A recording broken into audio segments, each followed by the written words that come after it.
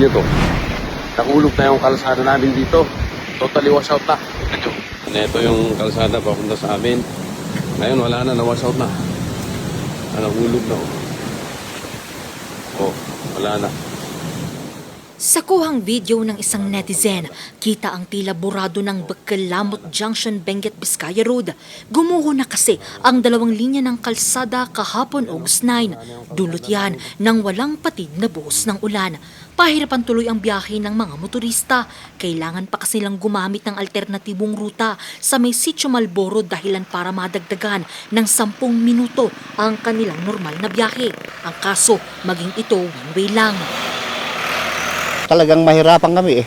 Talagang malayo ang daanan namin. Punta kami noon sa Bokal, talagang mahirap naman ang daanan namin, maglikos-likos at saka magipit ang kalsada doon sa taas.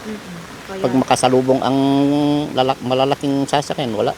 Lalong meron ng traffic. Sobra ang tubig. Itong hindi naman napigilan ng ulan na 1 week, talagang lumakas ang tubig. Kaya naanod naman itong kalsada na ito.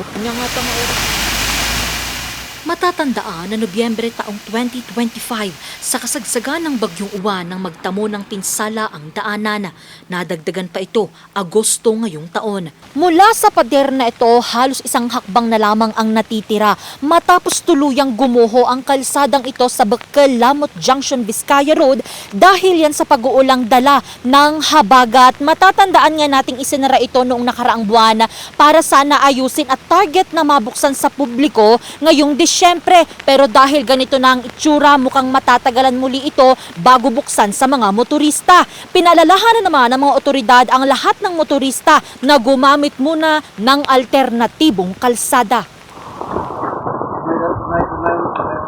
Samantala, binisita naman nila Trinidad Mayor Roderick Aguingan ang likurang bahagi ng Alno Kaduri Elementary School. May gumuhong lupa roon. Ngayong araw, panibagong 3 kaso ng pagguho ng lupa ang naitalas sa bayan. Sa threshold ng La Trinidad, talagang magkakaroon ng maraming landslide na dyan. Kaya binabantayan namin, naghahanda pa rin tayo sa mga landslide na pwede pang mangyari sa mga susunod na araw. Ang pinaka-critical na binabantayan natin at ginagawa ng paraan yung paaralan natin sa Alno, which the mayor is checking right now.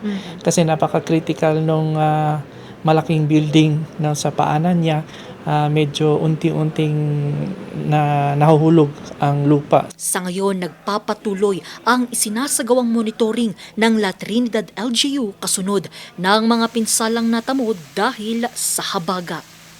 Angel Arquero, RNG News.